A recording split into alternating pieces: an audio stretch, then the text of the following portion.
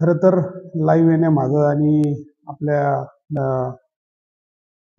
Bite देण्यामागं एक विशेष असं कारण आहे. त्याचं कारण असं आहे की काल सुरेंद्र लोढा यांनी एक त्या ठिकाणी पोर्टलवर मी बाईट पाहिली. त्याच्या माध्यमातून आम्हाला राजकीय बदनाम करण्याचं एक मोठं षडयंत्र रचल्याचा, कुठंतरी एक उभाट रचल्याचा हा एक प्रकार आहे, तो परत एकदा समोर आलेला आहे. कारण त्यांनी सांगितलं की त्या ठिकाणी आम्ही विकसन करार केलेला आहे आणि तो करार अद्यापपर्यंतही चालू आहे.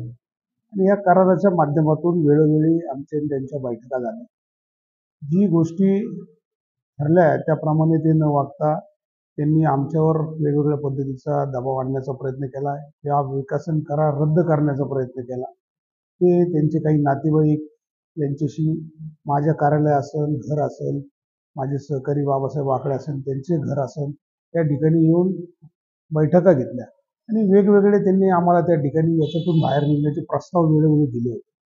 ते आम्ही त्या ठिकाणी नाकारल्यामुळं कुठंतरी राजकीय पतन करण्याचा प्रयत्न, कुठंतरी निवडणुका समोर आलेल्या आहेत, भू घातलेल्या आहेत आणि याच्यामध्ये राजकीय बदनाम करण्याचं षडयंत्र या नगर शहरात सातत्याने वेगवेगळ्या माध्यमातून, वेगवेगळ्या शक्तींच्या माध्यमातून आपण पाहिलेलं आहे, होत आहे. त्याच्यामध्ये कुठेही खंडणी हा विषय नाही. हा मोबदल्याचा आणि विकसन कराराचा विषय आहे. खरं तर त्यांनीच आम्हाला वेळोवेळी वेगवेगळ्या पद्धतीचे प्रस्ताव आमच्या समोर दिले आणि आम्ही ते अमान्य केल्यामुळं त्यांनी आम्हाला त्या ठिकाणी वेगवेगळ्या पद्धतीचं आमचं नाव बदनाम करण्याचा, वेगवेगळे आरोप लावण्याचा त्यांनी जो प्रयत्न केलेला आहे, त्याला आता आम्ही कायदेशीर मार्गाने उत्तर देणार आहोत. आम्ही कोर्टात देखील जाणार आहोत. योग्य ठिकाणी याची दाद मागणार आहोत आणि यांनी जे काही कथा कल्पना स्वतः कल्पित असं एक उभाट रचलेलं आहे, त्याचा मी या ठिकाणी निषेध करतो. खरं तर ही प्रवृत्ती सातत्याने या नगर शहरामध्ये फोफवत आहे. लोकांना बदनाम करायचं, कोणत्या ना कोणत्या मार्गाने त्यांना कोर्टामध्ये किंवा राजकीय लोकांना असं बदनाम करायचं षडयंत्र याच्या पहिले बऱ्याच वेळा झालेले आहेत.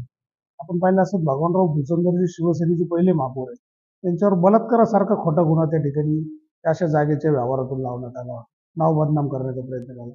विक्रम राठोड यांच्यावर लोढा हाईटचा कारण नसताना आरोप सातत्याने त्या ठिकाणी झाला. लोकांनी स्वतः जाऊन पाहिलं, व्यापाऱ्यांच्या मुलाखती घेतल्या, त्याच्यातही कोणतं तथ्य आढळलं नाही आणि ह्या विषयात देखील कोणतंही तथ्य नाही. तर 3 आरोप ते लोढा परिवार करतो. खरं तर ज्यावेळेस ही घटना समोर आल्यानंतर बऱ्याच लोकांनी आम्हाला सांगितलं की यांचे असे बरेच प्रकरणं या नगर शहरात आणि जिल्ह्यातल्या कोर्टामध्ये चालू आहे. त्याच्यामुळं याची सत्यता आणि कायदेशीर आम्ही त्यामध्ये जाणार आहोत. एवढंच मी या ठिकाणी सांगतो. राजकीय बदनाम करण्याचं जे षडयंत्र त्यांच्या मागे जे कोणी उभा राहून करत असतील, तर ते बी काचेच्या घरात राहतात. हे त्यांनी बी लक्षात ठेवावं. उद्याच्या काळात या नगर शहरातील अशा ताबामारी किंवा ह्या ज्या घटना आहे, याला विरोध सातत्याने आम्ही केलेला आहे, करत आहोत आणि उद्याच्या काळातही करत राहणार. एवढंच मी या ठिकाणी बोलतो.